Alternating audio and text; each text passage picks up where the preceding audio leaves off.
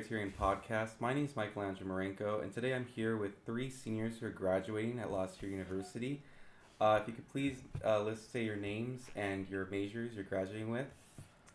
I'm Annika Jacobson. I'm graduating with a communication degree with an emphasis in public relations.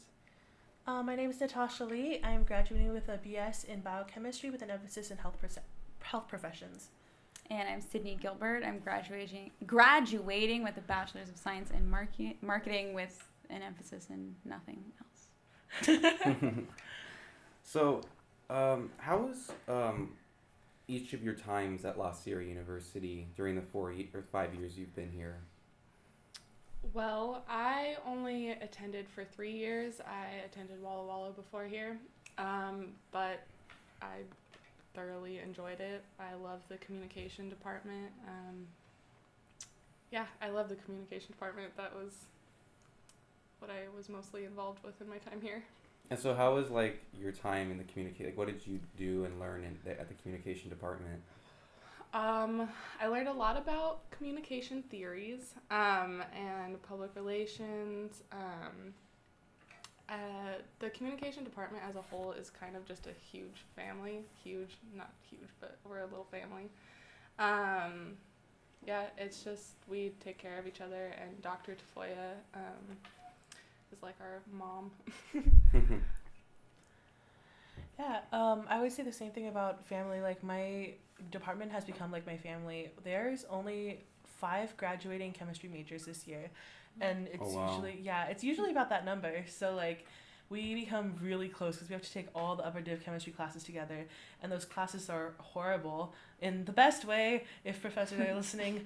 I heard what was it? Gross anatomy is one of the hardest classes here. Oh, I don't have to take that. Oh, okay. Praise the good Lord. I don't have to take gross anatomy, but physical chemistry, it's physics, calculus, and chemistry together, and so it's just an awful class. So we suffer together, we work together, we help each other, and we get through it together. And I just learned a lot about myself and about God and people here at La Sierra.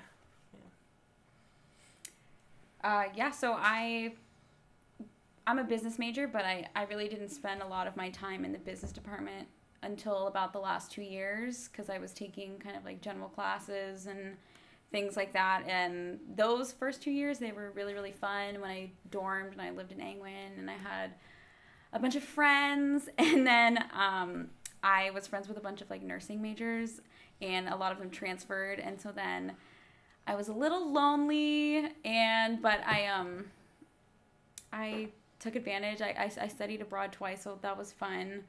But then, honestly, my first 2 years, I wasn't super happy here. I always was, comparing my experience to, outside. And my brother didn't go to an Adventist school, and I was always kind of envious of him. But then this past year especially, I've realized so much about, how coming to La Sierra was actually a really good thing for me. And I'm in love with my business department, and everybody loves their department. I've had so much fun. I've made really good friends. I'm really proud of my degree. I love what I've learned, and I'm excited to actually use what I learned now. Now, Sydney, you said you went abroad twice. Where did you go during those 2 times? I went to Italy during the summer, and then I did a semester in England in the fall. Okay, and how was that experience while you were there? Did you feel you learned the Italian language more? I am really, really, really bad with learning languages. So being forced to be in that environment and actually when in Italy everybody speaks Italian, so you have to learn Italian to kind of function. And so it was a good push. It was a good push for me to learn the language. And then obviously in England they speak English, so that was just I'm sure that was pretty easy to pick up. Learn English with an accent. So during your time at La Sierra, were all of you involved in social events or certain clubs that you enjoyed or felt that you were connected to? I actually didn't join any clubs until this year. I was the secretary for the communication club, and then I don't know if it counts as a club, but I am the Criterion editor-in-chief for salsa. Okay. So, but I didn't really get involved until this year, mainly because I realized I needed to boost my resume. Okay. So I just did a lot of that this year, being involved in clubs and salsa.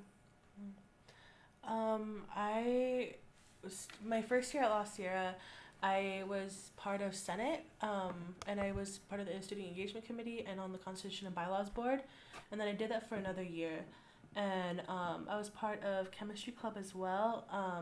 Only a member of the club my second year here. Then my third year I was a social VP of the club, and this year I was president. We do a lot of academic outreach, which is always a lot of fun because we get to go to neighboring schools and stuff and tutor and hold science days and things like that for the students, and they always really enjoy it. As for like events and stuff, like I always try to do everything once. So I went to like one gala for Revo. I went to one banquet, and all the OSI events, Hub Fair, Back to School Bash, all that stuff is always really fun. Okay. And then, so how was like your, Annika and Natasha, like how did you feel? Did that make you grow as a person, having these positions, especially because you said you were Criterion chief and editor, and Natasha, you said you were the president of being like a leader in both of those positions. How did you feel like that changed you? Yeah, it definitely made me more comfortable being in a leadership position and like kind of delegating and just like being in charge of people. I don't think that's the right term, but just being like conducting meetings, it made me more comfortable with doing that sort of thing. Yeah, I definitely think I grew my leadership skills here. I'm a complete control freak, and so like when I became president, I realized that I wouldn't be able to do that, and I couldn't do that. Like you can't run all the events that you need to run for a club by yourself, and so I learned to delegate. I learned how to work really well and like balance a bunch of different personalities and stuff, and get people excited and stuff about doing our jobs. Okay, and then how did you get involved, Sydney? Yeah, my freshman year I did Enactus for a little while, but then I got involved with Revo, and then my sophomore year I was the president of Revo, and then I was gonna start a club, but it didn't really happen. What club was that? It was gonna be like a beauty club. Okay. Because my dream is to like work in the cosmetic industry, and so there wasn't really a space here on campus for that. But I wanted to do that my senior year, and I had a little bit too much ambition and not enough time. So, yeah, I can relate to that. Yeah. But I mean, I've been a member of PRISM, which is the LGBTQ club on campus, and I did Enactus again this year. I was a senior class officer this year. I was the secretary at Towers when they had that, and so I was involved a lot in res life at that point, but then no, I'm not. So I think that's it. Yeah. And so, like, how was your time at Revo? Because I know that's one of the big clubs on campus. Yeah. Like, being the president and all. Yeah. I don't think there's ever been a Revo president who really did it twice. Because it's really, really stressful, and it's a huge job. Yeah. So it was like really fun, and I learned a lot about myself and about working with other people and about working on this campus, and how to like get stuff done when there seems to be like a million roadblocks, and managing people, especially when they're your friends, can be really hard. So learning how to learning how to manage learning how to like manage people and friends without like conflicting, different relationships and different contexts, and knowing when to like shut up, but then knowing when to speak up and all that kind of stuff. So I learned a lot about leadership and working with people. Yeah. That's great. So in each of your departments, who would you say was like the one faculty member that like played a really important role like throughout your time here that you could like look up to, or like say like I really learned a lot from them?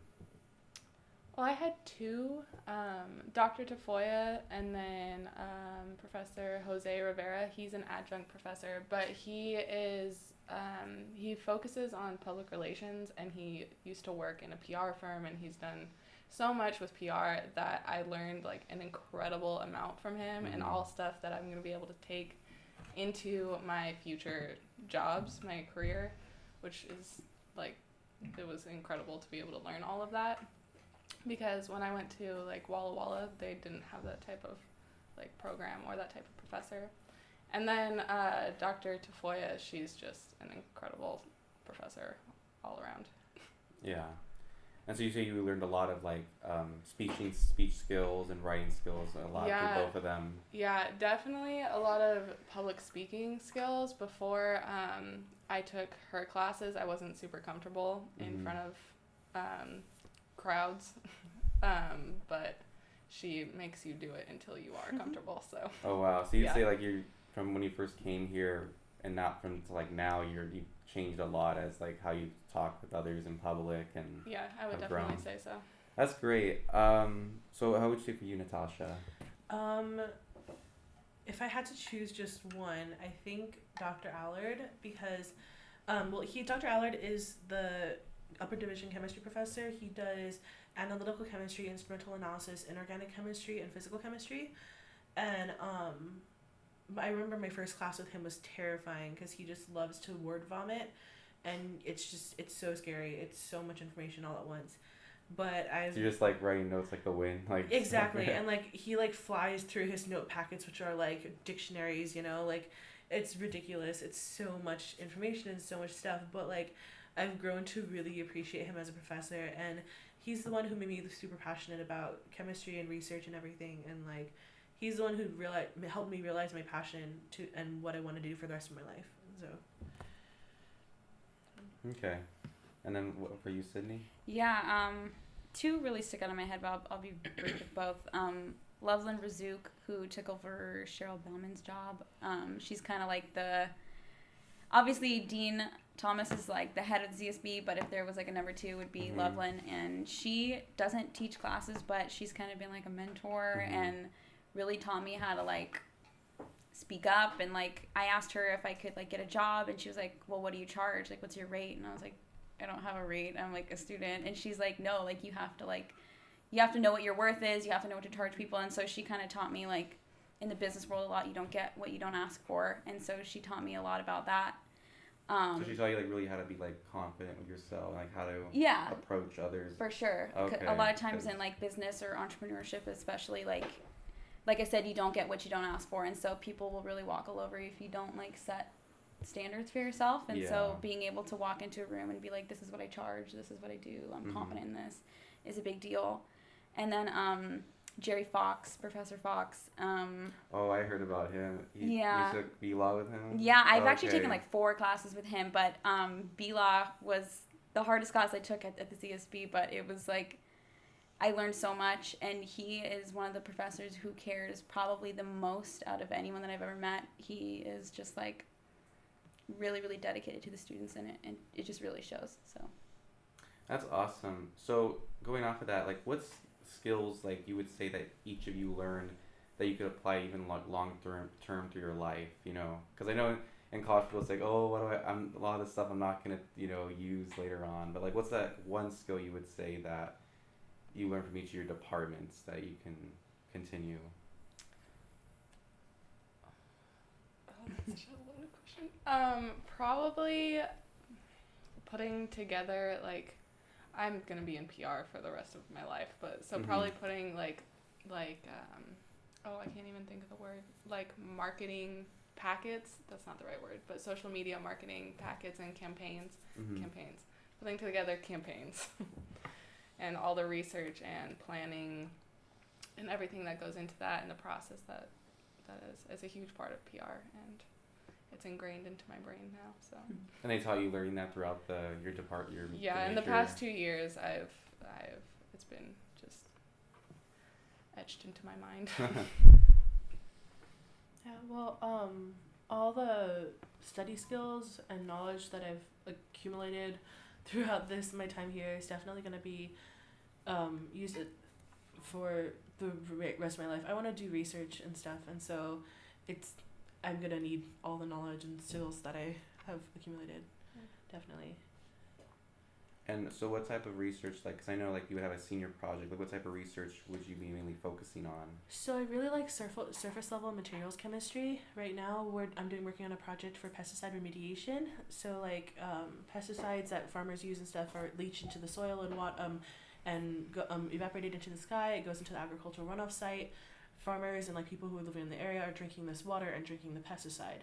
They're consuming this thing called organophosphorus compounds, which is used in like chemical warfare. Like it's really bad for you, and you shouldn't be consuming. Cancer in a cup. Oh, it really is cancer in a cup. It's so bad for you. Like every bad symptom in the book, like it causes it.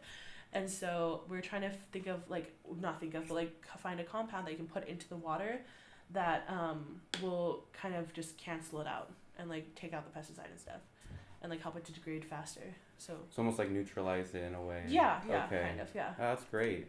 Mm-hmm. And what would you say for you, Sydney? So I mean, obviously I've learned a lot of like, book smarts, things like that, accounting, marketing principles, things like that. But kind of what I was saying earlier, I mean, just like kind of like building a brand for yourself, having the self-confidence to like, speak up in a boardroom or in a job, not being afraid to like be that person who has an idea or critique the CEO, things like that. Making sure that,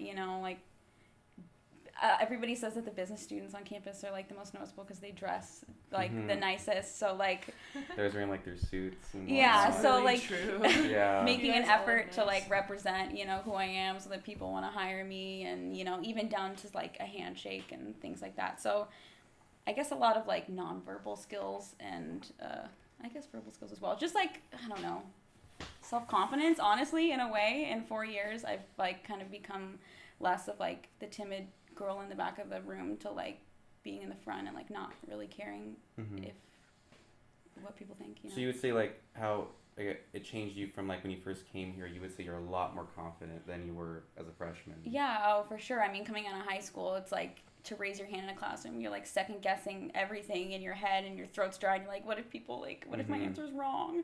And like now it's like, you don't even have to raise your hand. You can just shout out the answer, and if it's like, wrong, it's wrong. Even if you don't know it, you're still like the way you enunciate it. Yeah, like, yeah. And it's just part of the process. And like I'm not super afraid. I mean, of course I'm afraid to fail, but like I'm not as afraid to fail as I was, and I think that's important.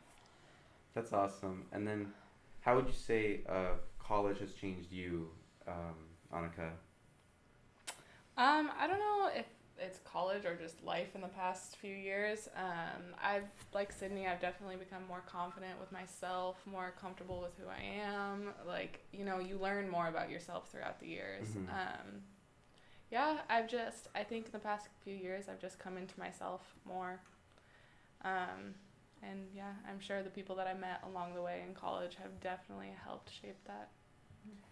And last question: what advice would you say would each of you give to incoming freshmen if they were to listen to this podcast?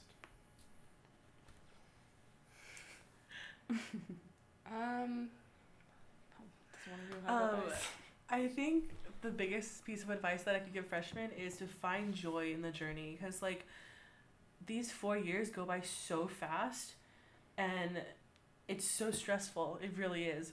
But like if you can find the joy in the study groups and the joy in the late night movies and like the joy in the food runs at midnight when we shouldn't be eating at midnight, and the joy in the like craziness of dead week and stuff, like it's just so much fun if you think about it. Like we're never gonna be able to come back and do this kind of thing again, like we're never gonna be with all our friends all the time. Like we like don't worry too much about the future. It'll happen when it happens, but like you're only gonna get to go to college once, so have fun.